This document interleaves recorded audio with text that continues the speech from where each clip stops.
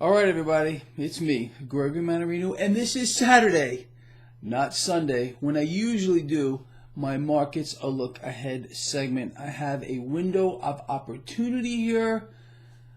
I have a crazy life, very busy, so I thought I would use this gift of time here to get a video blog out. Now let's talk. It's no secret that we are witnessing a phenomenon occur here.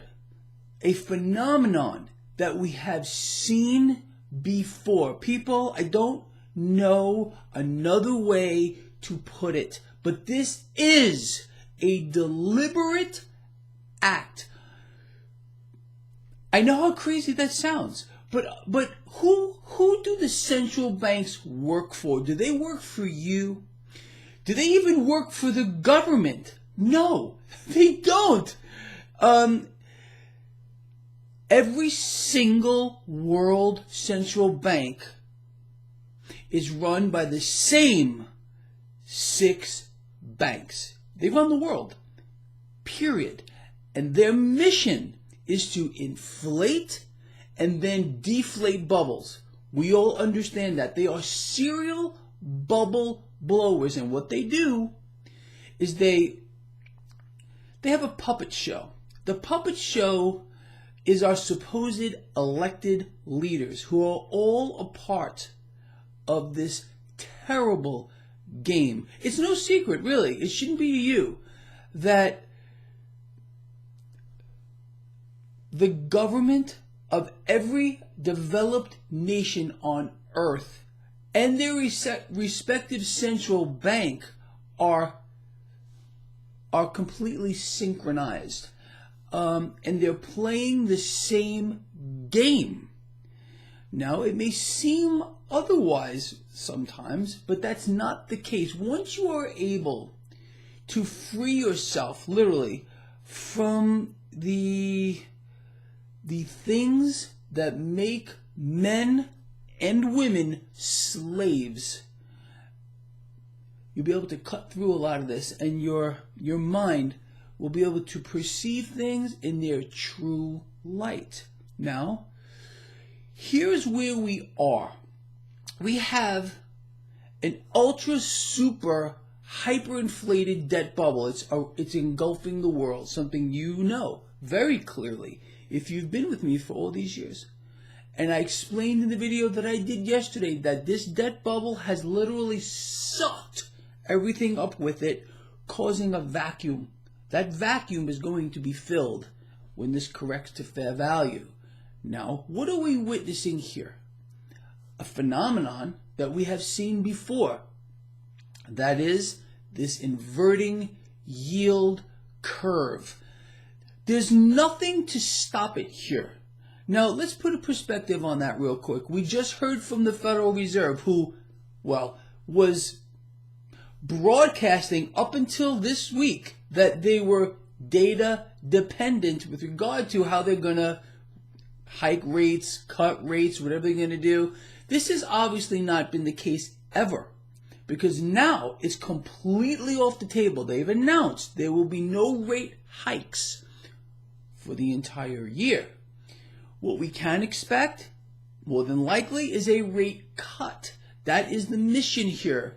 And it should be clear to you that this is a deliberate act that started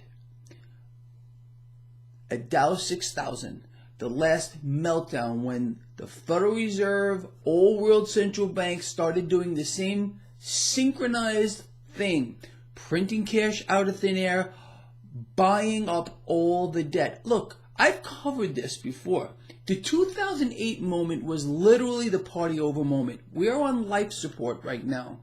They figured they can reinflate a housing bubble and reinflate a stock market bubble for the final time. This is the final bubble, in my opinion.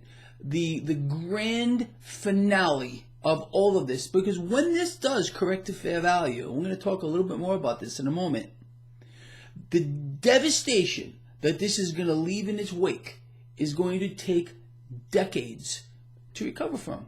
That's the truth. Now,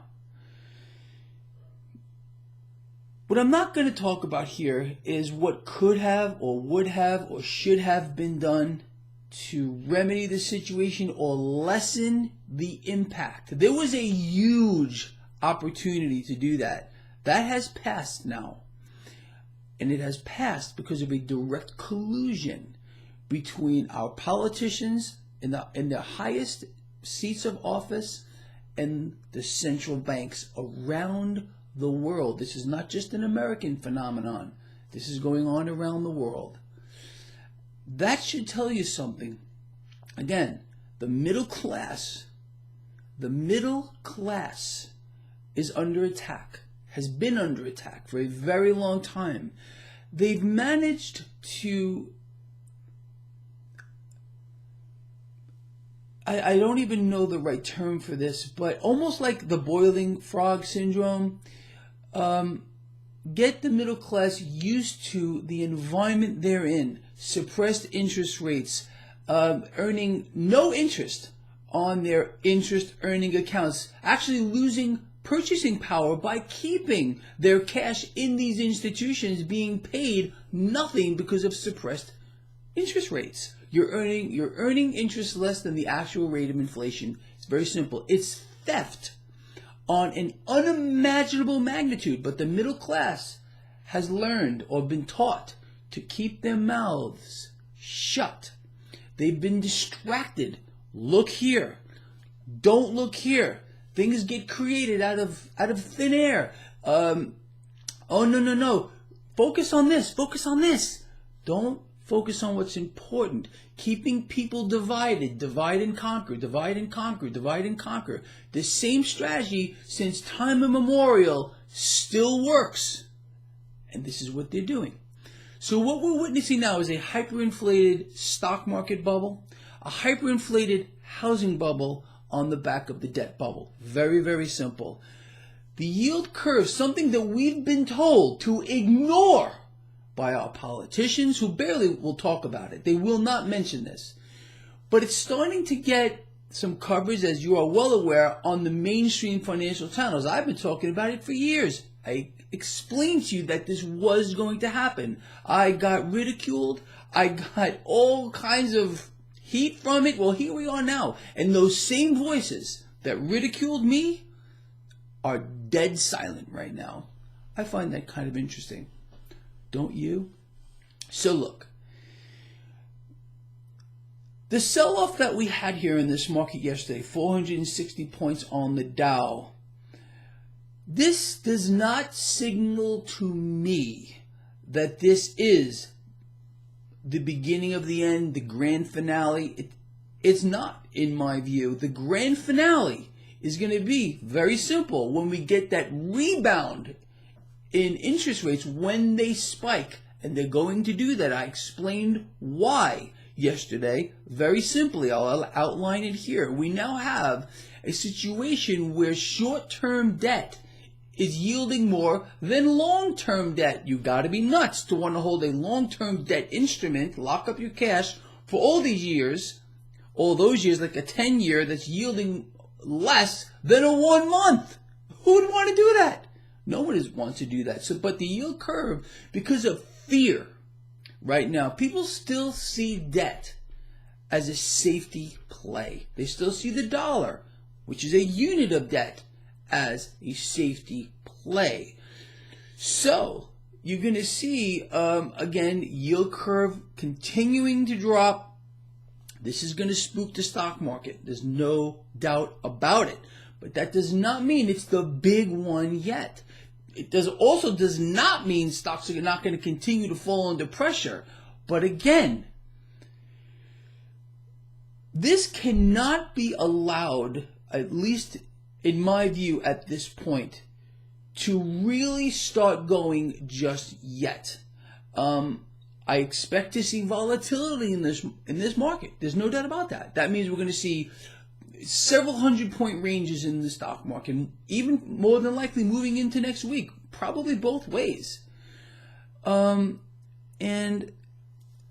as the yield curve starts getting more attention on the mainstream media channels, you might start to see those who are smart enough to understand that maybe it's time to close any accounts they might have that only make money on the long side of the market. That means only when it goes up. Again, who created that kind of a setup here? Could you imagine how asinine that is? Guys like myself, we make money if the stock market goes up or down.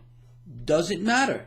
But most people who have some type of a 401k account or something like that only make cash when the market goes higher. This is the weakness that is exploited by the hedge funds, by the investment banks, by the Federal Reserve, by the 6 banks that run the Federal Reserve. Because they all take the opposite side of the trade when the market goes down, henceforth the wealth transfer. All right.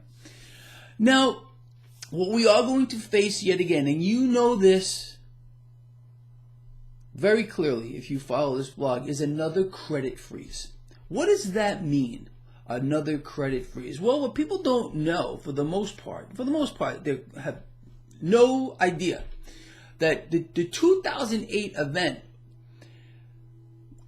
caused the credit markets to freeze. There was no lending between institutions. What that means is this comes to a halt. No cash available from the banks, no cash coming out of an ATM. The cash that you believe you have in the bank will not be available to you. Understand there's the fractional reserve system as well. If you're not sure what the fractional reserve system is, now is your opportunity to learn about it. Just Google fractional reserve. You will not believe what you will find. Anyway. So we're going to face another moment here of a credit freeze. Everything is going to come to a complete halt. Now, in 2008, they managed to unfreeze the credit market by massive capital injections. That was to re-inflate the bubble. They've done that already to the nth degree. Now, this time, when the credit markets freeze, they can't free the markets by capital injections. Understand, that has the cure for that has now become the disease. If the Federal Reserve would try to, for example, there's going to be a massive sell-off in the bond market, yields are going to spike. If the Federal Reserve said, hold on a minute, we're going to print an enormous amount of sums of cash and buy up all the debt, what would that do? It will destroy the dollar. It's a lose-lose situation, but that's the way it's being designed. Again, a new system is going to come out of this one. A new system. It's already in the works. There's no doubt about it. And we've seen that before with the collapse of the Soviet Union. We're going to see it here as well. So when the credit markets freeze here again, no access to cash. Whatever you believe you have in the bank, you will not be able to access it. And again, a new system will develop. We are going to face a moment here much, much worse than the Great Depression by exponents. And that has been the plan all along. A new system, a two-tier society, an extreme case of the haves and the have-nots. Middle class, wiped out. It's so simple to understand how this is going to play out. And it's a deliberate act. Our politicians, all of them, all the ones in the highest offices, are in bed with the central banks around the world. And they are working very hard, and have been for a long time, to bring this about. Again, if you can free your mind of the things that make men slaves, you'll be able to see this all a lot more clearly. And that is my hope for you today. All right, look, I think this video has been long, no doubt about it, but I think I covered a few things that are important. If you agree, share this video. Let's get it out there and understand this is a deliberate act. And there's no interest whatsoever in fixing it, because we had a window to at least lessen the pain. Those who hold the highest offices here in the United States knew what needed to be done, but refused to do it. still refusing to do it. Any action now is too late. Way too late. I love all of you. I'll see you on Monday.